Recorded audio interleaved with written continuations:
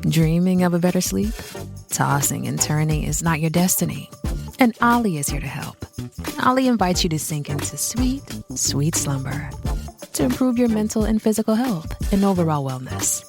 More than just melatonin, Ollie's ingredients help you unwind your mind for a delightfully dreamy drift off. Sleep is on the way at Ollie.com. That's OLLY.com.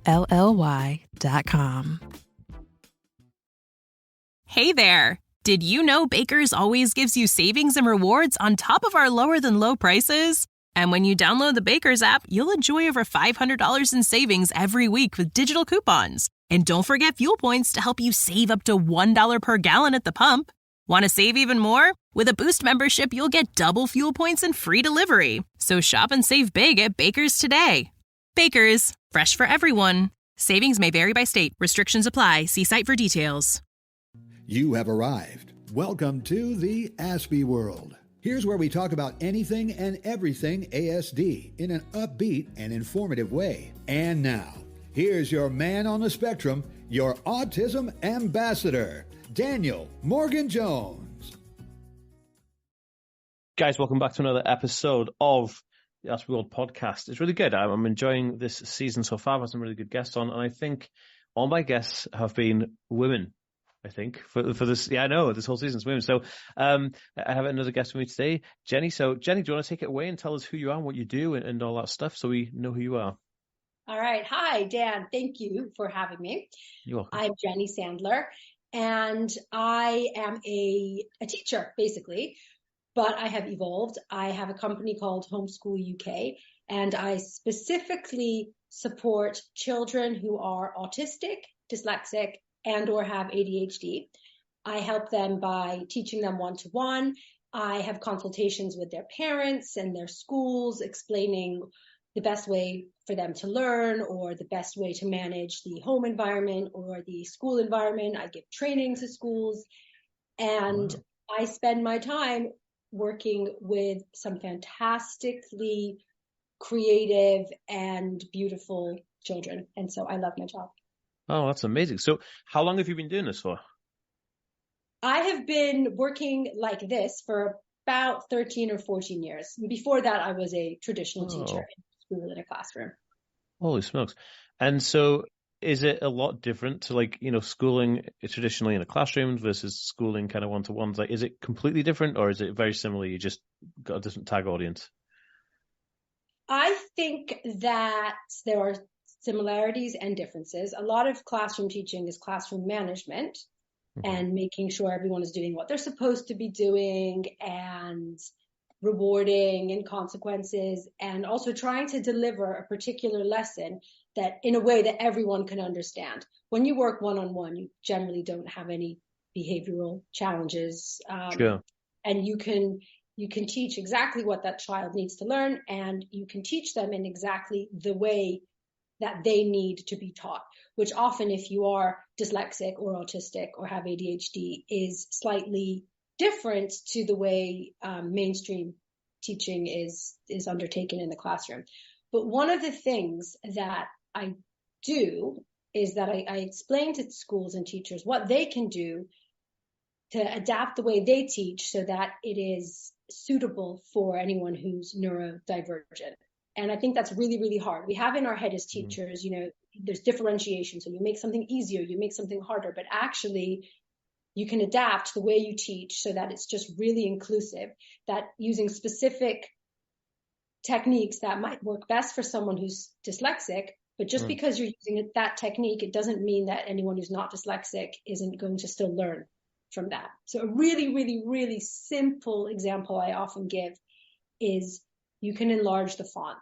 Dyslexic children and a lot of neurodivergent children and adults prefer to have the font made bigger, the spaces enlarged.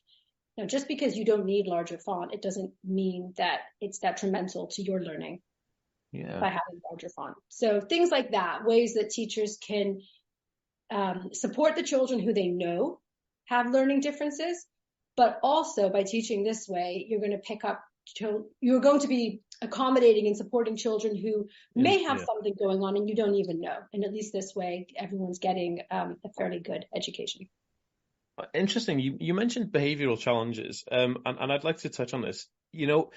Would you say that teaching type or learning type equals or has a direct correlation to behavioral issues? Because you said when you're one-on-one with kids, you don't really have behavioral issues, right? So that would mean that because the environment that they're in a typical school would mean that that's triggering a behavior. Is that what you mean?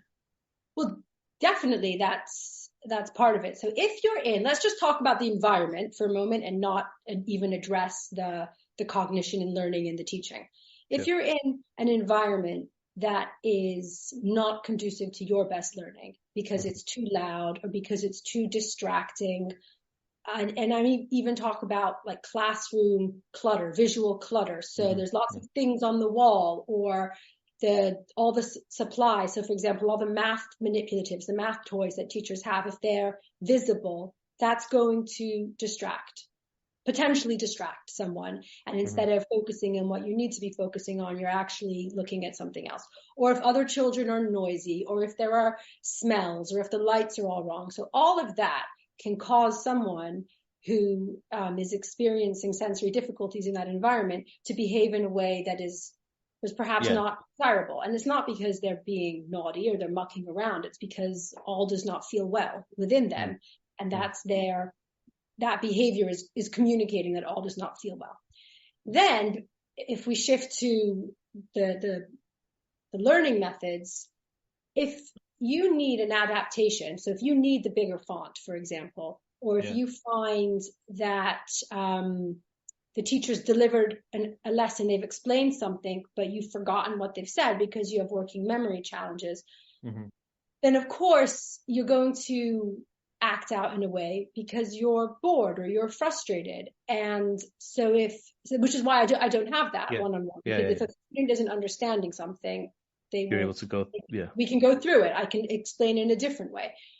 So, so definitely, certain adaptations to the classroom environment and the way that lessons are delivered could improve behavior without having to use specific behavioral management systems. Interesting. Okay, so in terms of the schooling model, here's the thing. I think because you're coming from a background of actual just teaching and education, and then going into more specifics, right? So I always feel like the school system is very archaic. Like it's very old. The way schools are set up was designed to create individuals ready for factory working. That was the Isambard Kingdom Brunel, boom, and it hasn't changed since. And do you feel like this has a detrimental impact on people, especially with cognitive ability that is divergent? So you have like kids on the spectrum may not as be interested in, let's say sports, right? Playing football or whatever, but they might be more interested in doing things like, I don't know, planting trees or cultivating, food, or, I don't know. Do you feel like the school system needs radical change, or is it just me being kind of like this center-left weirdo? No, I think it needs change. I'm not sure I would go as far as to say radical, because I do believe that there are some things that are useful for all of us to learn. And for example, you've said sports. You gave sports as an example of something that an autistic person might not like, or for that matter, any person might not like. But I think we can all agree that having exercise is important. 100%. Learning math, as much as someone might not like it or say it's irrelevant because we can do everything on a calculator, I hope we all agree that having a foundation in math is important. So I agree that schools they're not designed for the type of learners that we have, and I don't think they're designed for sort of the society that we're living in right now with work, with all this technology and AI and working remotely, working collaboratively, but in different ways. So I do think that things need to change and shift. And I think they are as well, because if I look at how my children are taught in school compared to how I was taught, it's not the same as it was in the 80s and 90s. So things are shifting, just perhaps not in the way that we need them to. But I also think that there are schools that are being really innovative, and certainly some independent schools that have the resources, the financial resources, are able to give a significantly broader area of subjects that children can get stuck into. Yeah, I think you're right. Like that. Yeah, you have those ridiculous arguments. So you're like, oh, nobody uses algebra. Well, in actual fact, we use algebra every day, but people don't really realize it. But I think, there are certain things like, yes, now we are all walking around with a personal digital assistant in our pocket. That should be included. It's only going to increase in its popularity and its use. It's like kind of like, I don't know. People would say like, if I spoke to my grandfather, he'd say he didn't have shoes to go to school with. You know what I mean? And so now everyone has shoes. Uphill both ways in the snow, right? Yeah, that kind of thing. And I remember him saying to me, you paid 50 pence a year to go to school. This is, he was born in 1920. And, you go to school barefoot because you couldn't afford shoes. And so you can't say that, we can't teach, from a standpoint of having cell phones with us because not everyone's going to have a digital assistant. Well, they will. They do now. Kids now, and it's just like shoes. It was a technology at the time that was becoming more and more popular, more and more affordable as the things went on. And now we teach kids that we have to have, football trainers for school. We have to have school shoes for school. And that's not. It's not to do with economics. That's to do with societal change and evolution. So I do think, like you say, all the things that the technology we're using now is only going to improve. And if we keep teaching without using those methods to incorporate it in a large way, I think we are definitely leaving kind of opportunity and stuff on the table. Because what happens is you have a school kid who becomes 16 to 18, who then has to then relearn all those things if they didn't have that tutoring in school. You know what I mean? Yeah. So, but I think schools are using technology as much as they can, and perhaps sometimes just limited by the number of iPads or Chromebooks that they can afford. Yeah. But yeah. One thing actually that I do want to point out that I think schools are doing that's important that we probably didn't have as children is a much greater focus on social and emotional well-being and positive mental health and, citizenship and a lot of that, which is important, for growing up to be a well-rounded, happy person. And I also 100%. Think one thing, because in my work, I often get very critical of what I see is happening in schools or what, my students report to me. And I get very kind of defensive and, this isn't right. You deserve better. Yeah. On the other hand, though, I can also see from the school's perspective that, first of all, schools are not given a lot of money. No. So they are under-resourced. They have but so much responsibility. So when I think about what a school did for me and possibly for you when we were younger, is the school's job was to educate us. We basically had to be competent in reading, writing, math, bit of science, bit of history. And I'm talking about primary school, I'm not just general. Yeah. But now schools have to make sure that children aren't hungry. Children have clothes. Children are not depressed. Children have access to sports. It's not the schools are much more involved with the big picture. Yeah, and it's important, and it is, and it's important that we're aware of that as well. So, when I'm thinking, like take my own children for example, when I'm thinking, why aren't they doing this level of math? My child's really capable. She should be doing this math. Well, actually, they're doing the best they can, but they're giving her a hell of a lot more than just math, with everything else that they provide. Mm-hmm. I think and you're absolutely right. That old saying of it takes a village to raise a child, right? And I think that comes from the old times where we used to have the churches or the clergy used to run the schools, but the clergy came from a charitable point of view. So they would have fed the children. They would have made sure they're clothed. They would have made sure that their well-being was okay. They'd be the third parent in this kind of raising of a child. But we lost that. We lost that over the years because, things progress. Very interesting though, and it is a fascinating subject. We could talk about it for hours. But so with your job now, working one-to-one with kids, what would you say the most common issues that you're coming across? What's the thing that keeps cropping up time and time again? You're like, this every time I go there, and this issue is the number one? Is reading. I mostly teach children how to read. Holy smokes. Why do you think this is? Well, probably because I have a lot of experience in teaching children how to read, and I have a master's in dyslexia, so therefore people come to me for that. But no, joking aside, because reading is, for many people, is sort of a simple process that you can learn quite easily. But for for a few people, it's not. It's much harder to figure out how to read, and reading is taught in a very specific way in schools, and that way does not work for everybody. And one of the things that I do that I think is really successful is that I create my own books for the children that I'm teaching to read that are of interest to them.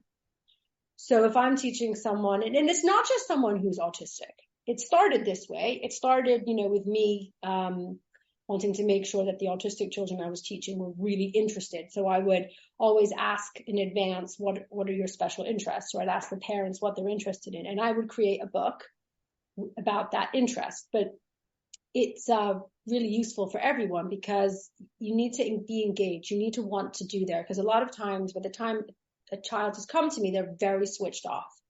So I need to get in there with what they like and pitch the book at their level.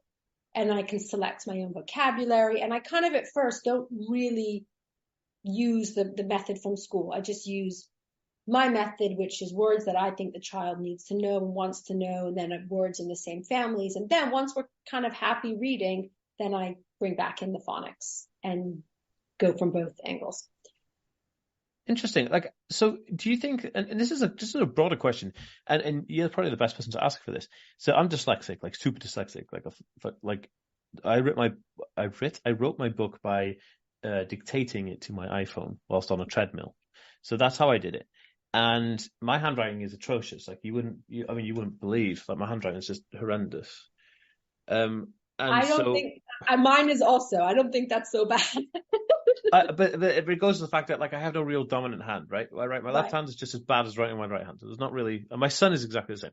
But and the thing that I think is most interesting is I can have my computers read to me, which is exceptionally more efficient because. And let me tell you something interesting. So my brain is going a bazillion miles an hour, and when I know what you're going to say. Can I guess? Can you guess what you're going to say? You can guess, but I think you'll be wrong in the second half. I think you're going to say you speed everything up when you listen. That's the first half. I speed everything up. I speed all the videos, speed all my books, speed all my podcasts, everything.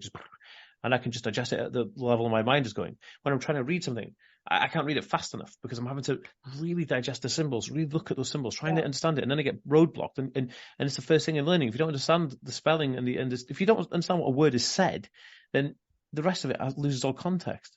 Yeah, so definitely. There's another thing that's really important with me and how I visually learn things is symbols. And symbols is not reading. Symbols is recognition of something that identifies a stop sign. It means don't go there. You know what I mean? It doesn't say don't go here because it's dangerous. You just know it because you see the symbol. Right. So would you say that words have less, reading words has less power now versus symbols and having things read to you? Because if you're a blind person or a person who's partially sighted, you have to have things read to you anyway. Yeah.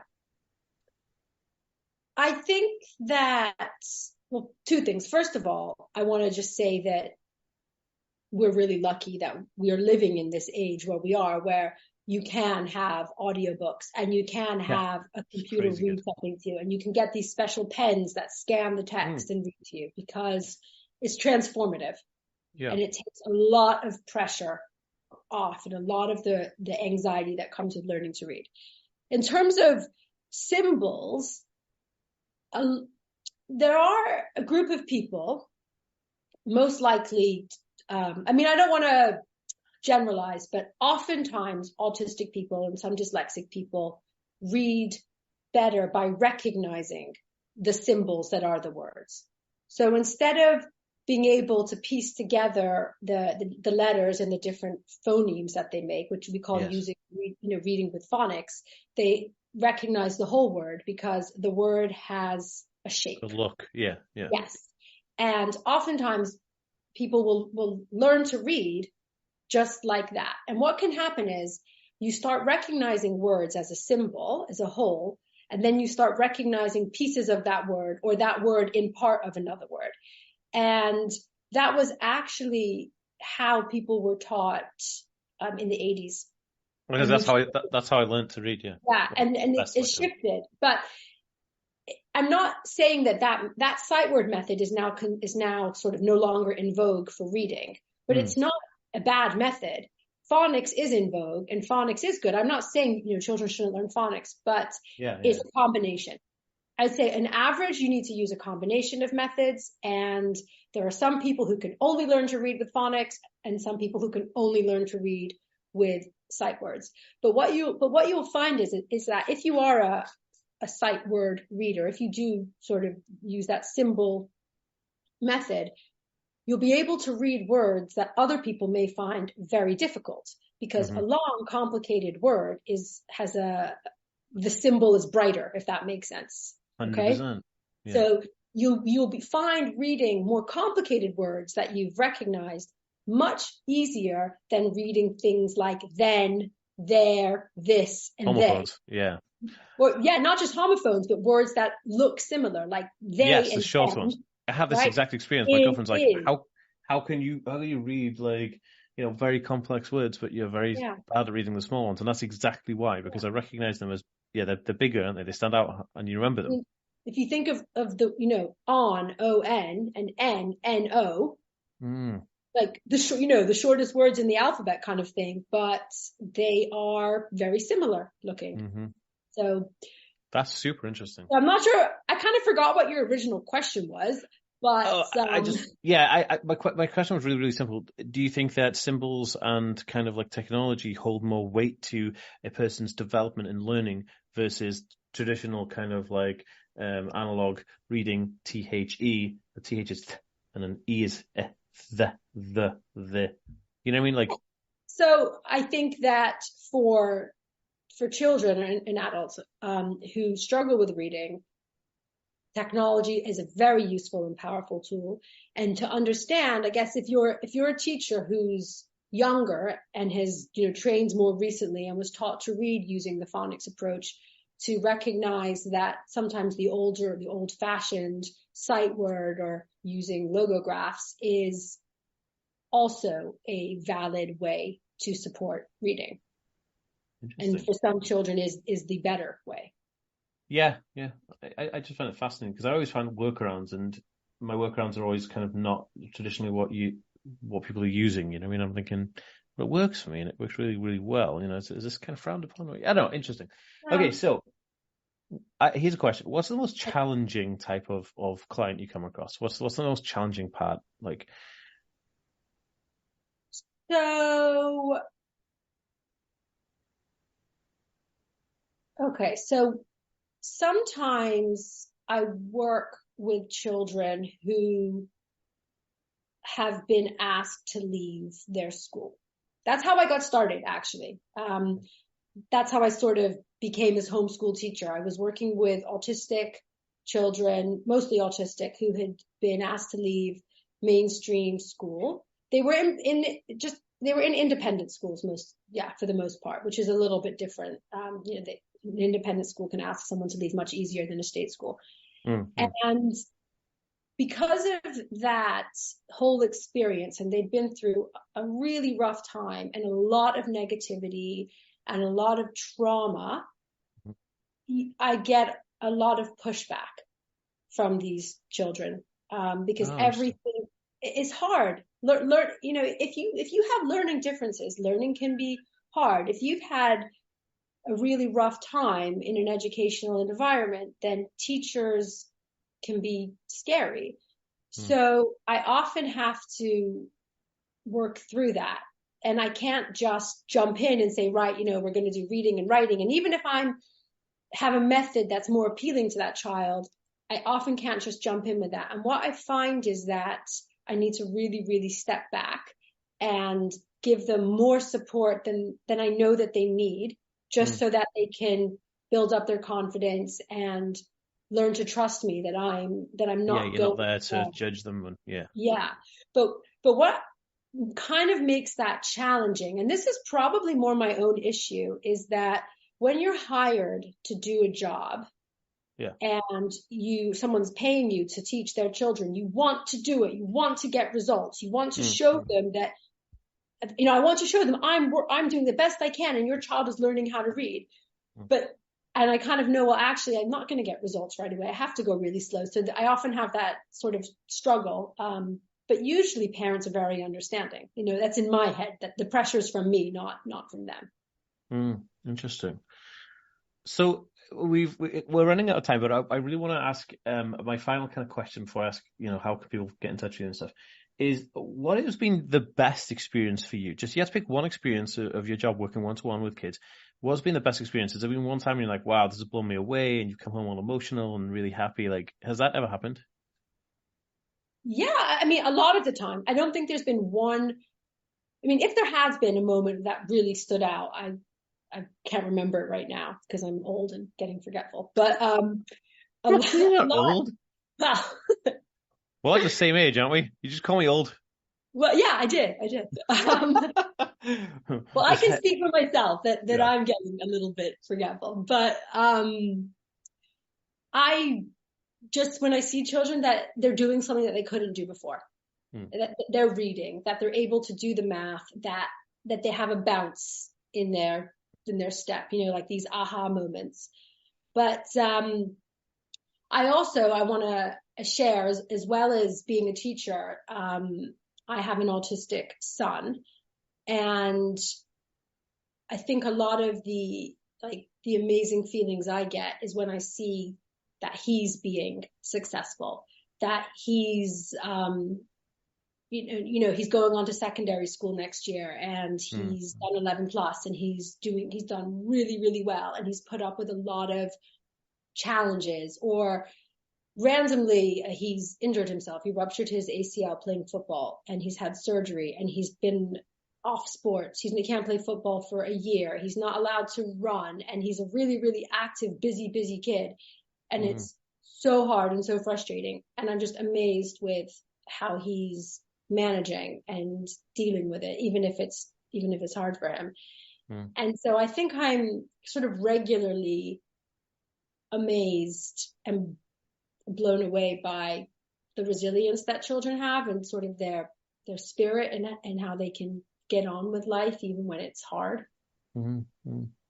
Interesting. No, that's lovely. And so if people want to learn more about you and find you online, do you have like an Instagram page or a website? Like, how do people get in touch with you? So I have a website. It's homeschooluk.com.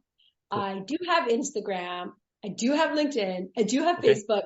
I'm not great with any of those things. Okay. Well, but so the best way to get in touch with me is on my website, and you can reach me through there, or LinkedIn. Okay, cool. If you give me a LinkedIn link, I'll put it in the description of this video if anybody's wanting to find her on LinkedIn. Awesome. This is a really interesting episode, and I've never had this conversation before. So thank you so much for being on the show, Jenny. My pleasure, and thank you for having me. It's been fun for me as well. It's been awesome. Hey guys, thank you so much for checking out this podcast. Make sure you are subscribed, because there are people listening right now who are not subscribed to this podcast. I can see you. Make sure you subscribe. Okay guys, see you in the next one. Peace.